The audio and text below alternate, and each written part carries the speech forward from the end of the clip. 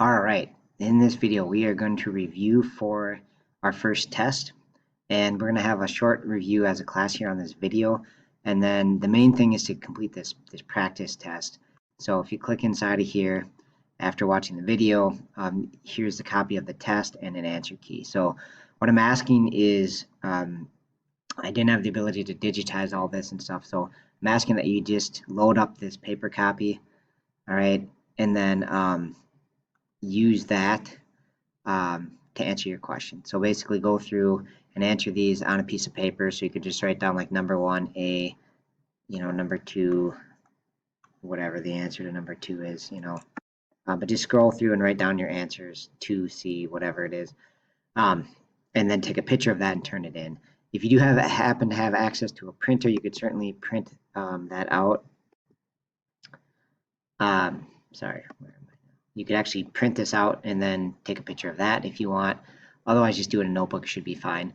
There's an answer key here for you to check answers, so if you want to make sure everything looks okay, you can check it with that. If anything doesn't, make sure to reach out to me, ask questions, whether it's on the blog or in class or whatever. Just make sure you're ready to go on the test. Okay, so going back to our review day, the questions I want to go through with you here are just a few in the Smart Notebook file. So as always, I encourage you to try these questions, right? So hopefully you have a notebook out and try these first couple questions on your own, and then check back with me on pause the video and see if your answers match.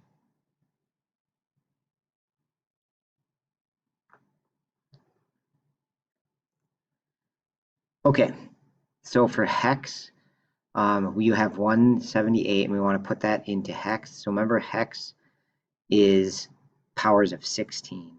So if we imagine 16 to the 0, 16 to the first, and 16 squared, I think that's all we need is actually the first two.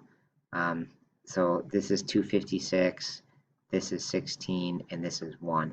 So if we sort of think, how many 256s do we need for 178? We don't need any of them, right? Because 178 is less than 256. So now we say, how many 16s do we need? Well, 160 is 10, so we probably need one more to give us 176. So I think that's going to be 11 16s. So we're going to use B. So we're going to use B for the 16 to the first, because we have 11 of them, and then 16 to the 0. So 11 16s again is 176, which means we have 2 left. So we need 2 16 to the 0s, which is again just 1. So B2 is our hex number. All right, converting to binary is actually a lot simpler because you only can use 0 or 1. Right here, we could use for our 6 powers of 16, we could use up to 15 of whatever thing we were doing, 16 to the first or 16 squares or whatever. Binary is just a yes or no. So in this case, we need to make this into binary. We need a 128. So then just minus off the 128. Whoops.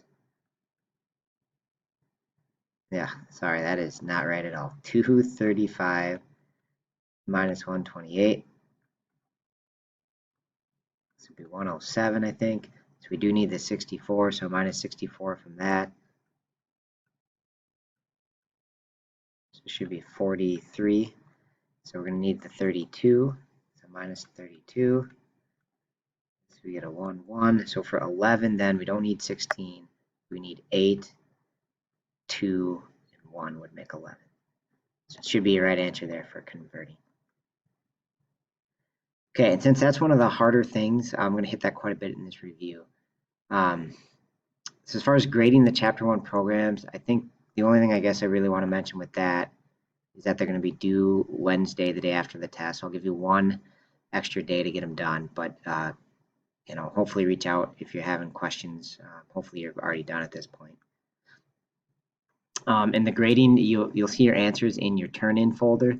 Right, I'll drag them to the graded folder once I've graded them, and then there'll be a little Excel document in there. You can kind of see your grade that way.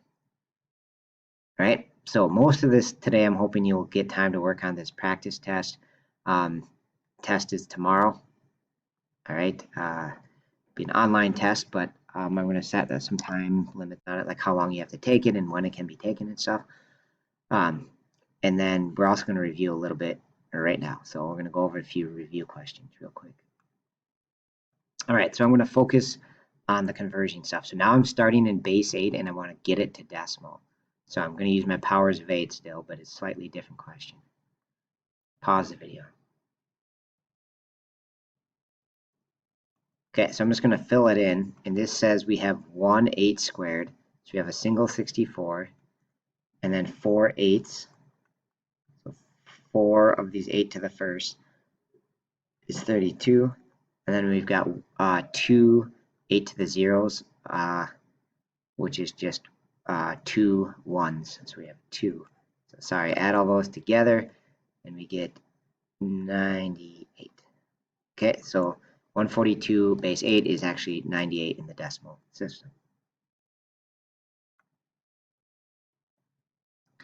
Okay, just a slightly different type of question. Again, pause the video and give it a shot.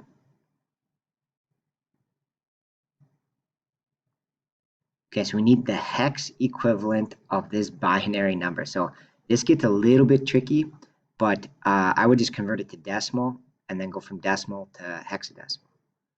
Okay, so the 2 to the 0, we don't have any of those.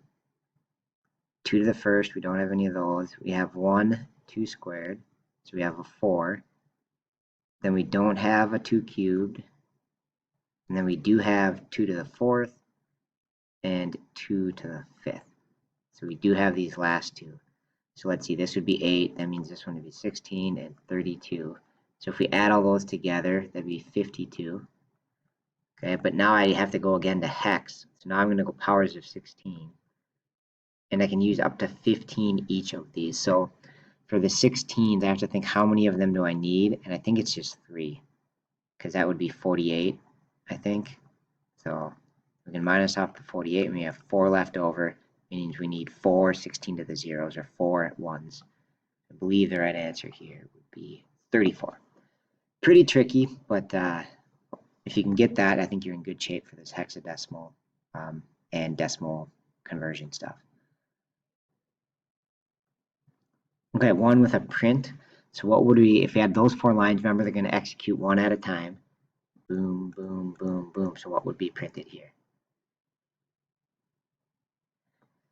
Pause the video. Okay, so the tricky part is where is the return? So this is the only return. There's no /n in here, right? So the only spot we're going to have a return is after how. So this is going to show up as hello, exclamation point, how, with no space. I shouldn't even put the, looks like a space, but there won't even be a space there.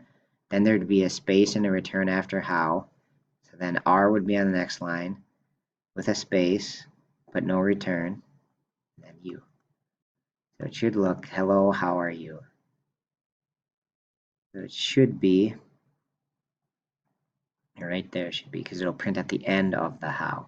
So that would be the right answer for that print statement. Okay, so I'd say one of the harder things from this chapter, besides the converting of numbers, is algorithms. So we want to know an algorithm for making change for any amount, right? So we'll just say the amount's below $1 just to keep it simple. But if we have like 82 cents, we would use 3/4, 1 nickel, and 2 pennies. And if it's 39 cents, we'd use 1/4, a dime, and 4 pennies. Okay, and I know there'd be, like, for the first one, you could just do 82 pennies, right? But we want to use the least amount of coins possible. So see if you can figure out the algorithm in order to make change. Say you're doing a cash register app or something like that.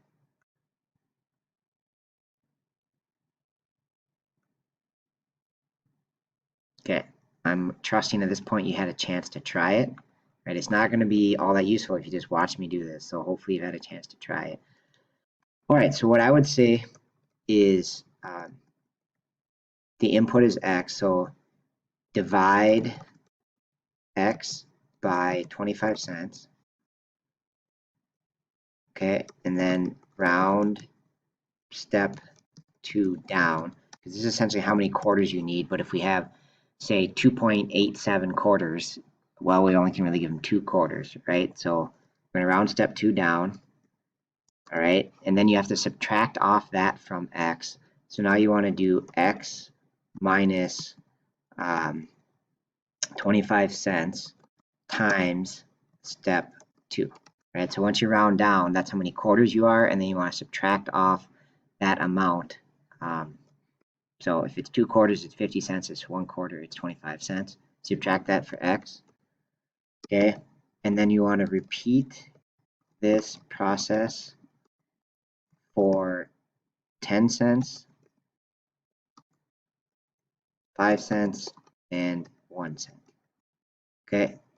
And then just return the count of each coin type, all right?